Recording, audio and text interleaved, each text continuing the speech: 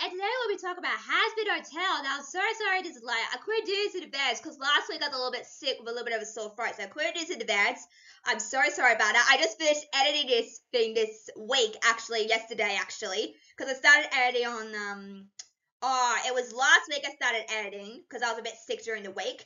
But I literally just finished editing this just yesterday. Now, first off, can I just say, I love the show. I love this show so much. It's a really good show. If you have not seen it, go check it out as well. Now, there's an interesting backstory behind this. So this was originally, there's a YouTube channel called VC Pop, I think it's called. Go check out their channel. They've got a ton of stuff on there. And originally, this was based on a pilot that they did on YouTube like 4 years ago. I'm like, wow, that's insane. That's incredible. You know, besides put something out on YouTube like 4 years ago and a company approaches and say, oh, hey, we want to do a spin-off of the actual pilot. That's amazing. Like, creativity doesn't come far, but YouTube, that's pretty successful when you think about it. Yeah, they should be very proud of what they achieved here. It's a really good show. I've seen a lot of videos, reactions, a lot of stuff, and people enjoyed it as well. So this was based on a pilot about 4 years ago, which is insane, but also, kudos to them. Creativity, like I said, I'm glad it's reaching potential and borders as well. So there was another, I think there was another YouTube series that became something. I think it was like what, Dungeons and Dragons. They did a YouTube feed, and that became something else as well, like a game feed. So that's incredible. It just goes to show you, YouTube. If you do something on YouTube and it becomes wildly successful, then you might get approached by a company. Can you imagine that? That's incredible. That's so incredible to hear as well. Like, hearing about it just blows my mind a bit. So yes. So, this is a non-spoiler review, by the way, so there's no spoilers, as well, but I won't spoil too much in advance as well. So if I can give you a rundown of what the show is like, I would say it's a mixture between Harley Quinn and the animated Hotel Transylvania, because it kind of has that vibe, but it's more than that. It's a little bit adult, just to warn you. There's a little bit of adult, they do swear a bit, and it's, they talk about things. Would I say it's as adult as Harley Quinn? Not really. I mean, they don't cross the boundaries too much. But I just want to show you. I just want to say to you guys, it might be adult, so be warned about that as well. This is not a kids show. I would say 13 and over can watch this, not 11 to 12. If you're a teenager, you can watch this. If your parents allow you. But if you're younger, please do not watch the show. It's very adult humor, like, and it's not for your eyes to see as well.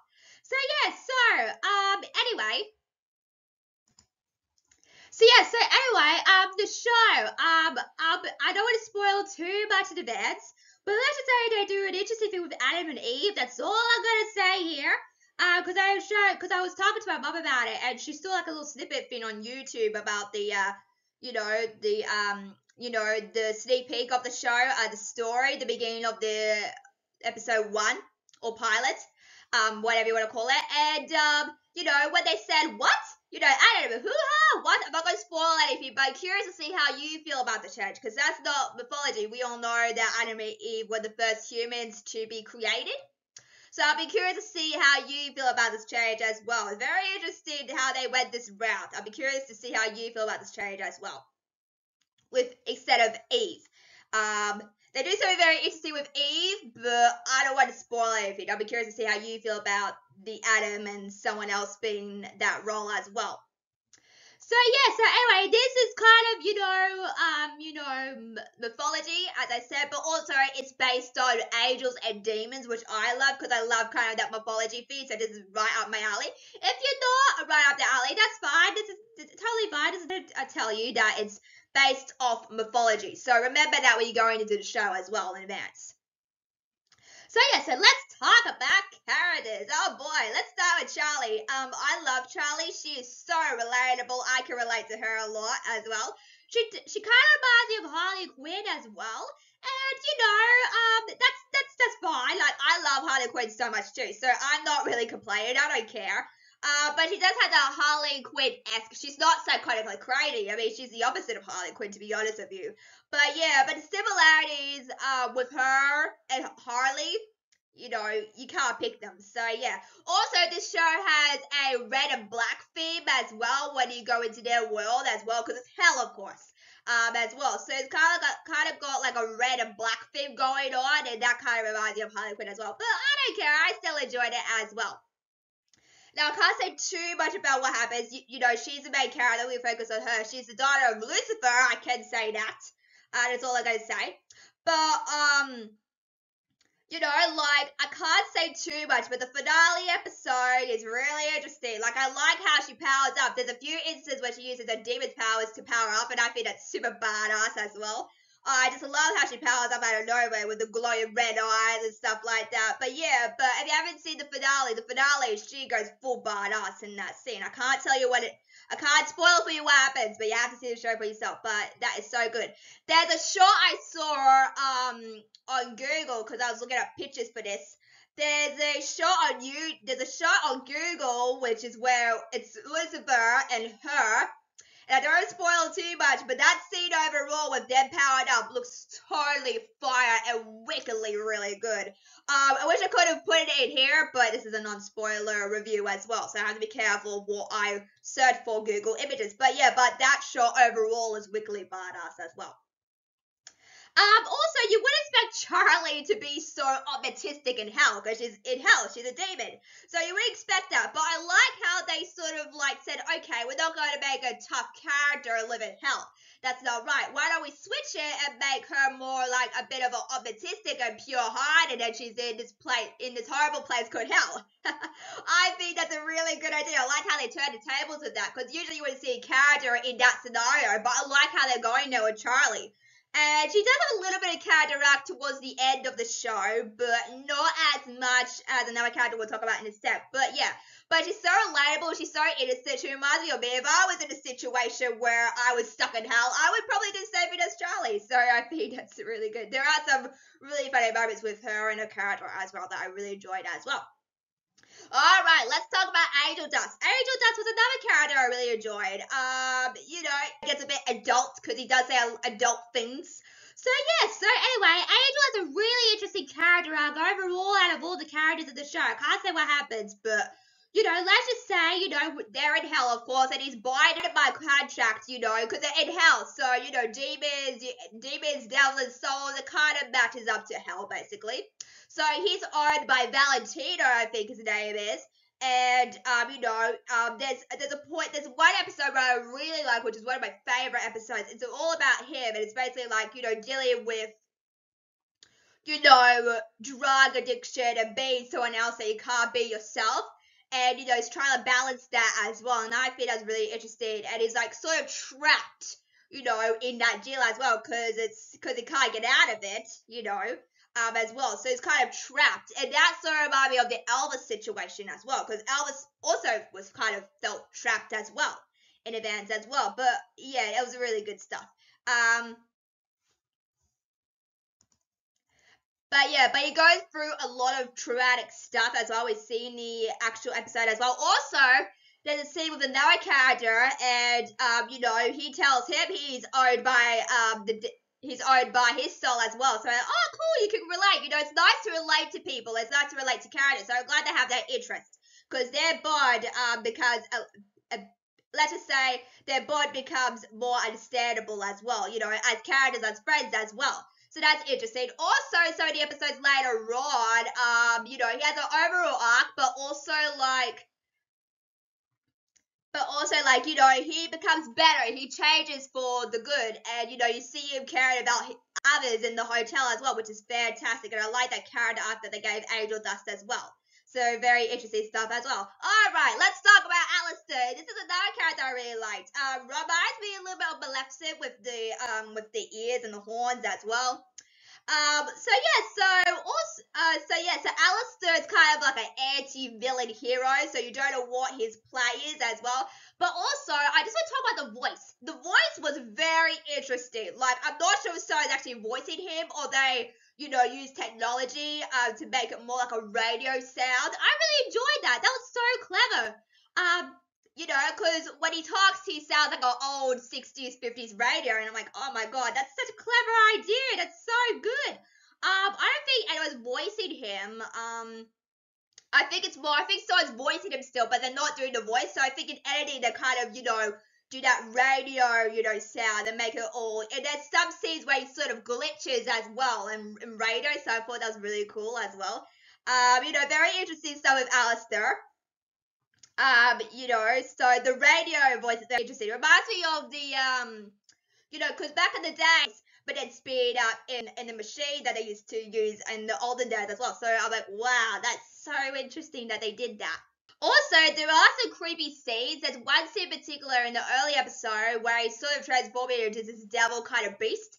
And that's straight out of Coraline. Wow, the references to Coraline are very interesting. There are a couple of references to the show as well in other media. But wow, that show overall just reminded of Coraline. And, Coraline, if you have not seen Coraline, then you're missing out because Coraline is a really great movie to watch. But yeah, there's some references to some things that you're going to miss as well. But I thought that was a really good shot.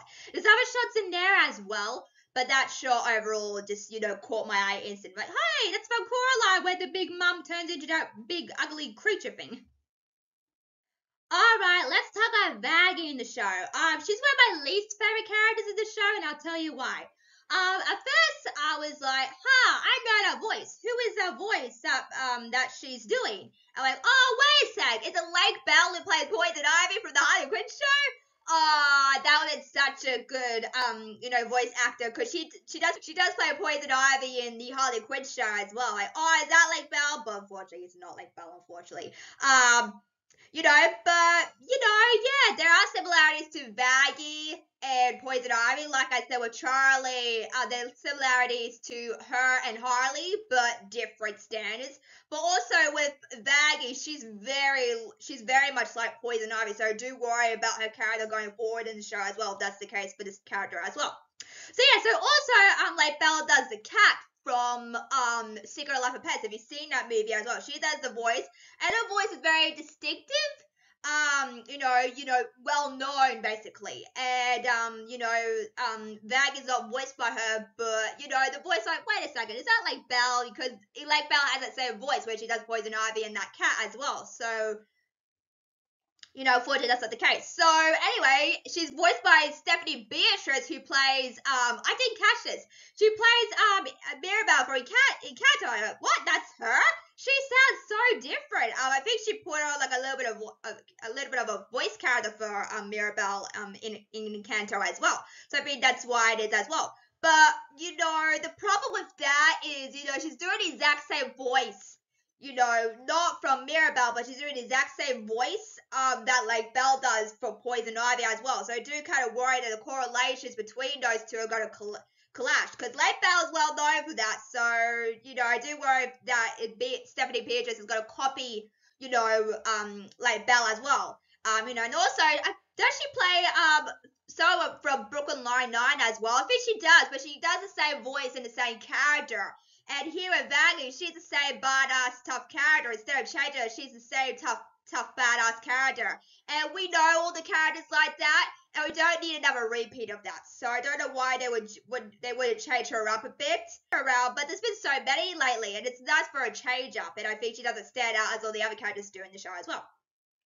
Also, she does sing in the show as well, but her voice is like totally different. She goes to raspy to singing, and her sing's a little bit pitchy, just a little bit, because she does a song, she does a duet with someone else, and her voice is very pitchy, like, ooh, and, you wouldn't expect that, because she does play Mirabelle for Encanto, so you would expect her voice to be as pitchy, but, although Encanto, I think she put on a voice for Mirabelle as well, and her vocals are off the chart, so why is she pitchy here? I don't understand it. I feel like if you're going to do a voice, I feel like if you're going to put on a voice for a character, you have to play in sync with the character, but also do the singing voice of the character instead of not being so pitch high. Because when she talks, it's like really raspy, but when she sings, it's like really pitch high. So I don't know what's going on with that as well. So that's interesting. She doesn't stand out like all the other characters do. So yeah, I do kind of worry she's going to follow I do kind of wish to go to follow into like Belle, because like Belle is well known for that voice, and you got to stand out from different actors as well. If she continues, voice acting, characters, that's great, but she's got to put on a different voice, because I don't want the same voice, for her as like Belle does in Poison Ivy. So I do kind of worry about that as well going forward with the show as well. So yeah, so we are going to talk about songs. Now I got a list here because I'm like, I can't remember all these songs. There's a song in each episode, so you're never going to be disappointed about that. So here are the songs on my list. I will tell you my 2 favorites in a moment, but these are the songs. So Hell is Forever, Stayed Gone, Respectless, Whatever It Takes, Welcome to Heaven, Hell's Greatest Dad, Loser Baby, You Didn't Know, It Starts with Sorry, Reprise More Than Anything. We'll get to that in a sec. The Show Must Go On, Ready for This, and Happy Day in Hell. I actually liked Happy Day in Hell. That was my first song. I'm like, oh, I love this song because it's Charlie City. It just sounds so positive and optimistic about, hell as well. So I really like that correlation as well. So my favorite songs are, at first it was Poison, because Angel does that song in one of the episodes. Like, wow, that's a really good song. It reminds me of Holy from Sam Smith. If you heard that song, I've heard that song once. I'm like, oh, this is so good. So it kind of gives you the vibe of Unholy a bit. As well. So Poison was one of my top favorite songs. Not a good song, Poison. But then another episode came on, and More Than Anything. Oh my god, I freaking love that song. That's such a good song. It's a duet between father and daughter, and it's so beautiful, so harmonized, and I like the rhythm, and I like the lyrics that they chose, and the movements of the characters as well. Oh my god. I still like the song Poison, but that one just topped up. So it would go More Than Anything and then Poison. And no joke, I've been listening to that song on repeat more than anything. I've been dancing around my room listening to that song. It's such a great song, like a really, really great song. It's a great duet between father and daughter as well. So yeah, so that's my non-spoiler review of Hazbin Hotel. Like I said, all 8 episodes are streaming right now on Prime Video, so go and watch them if you have that.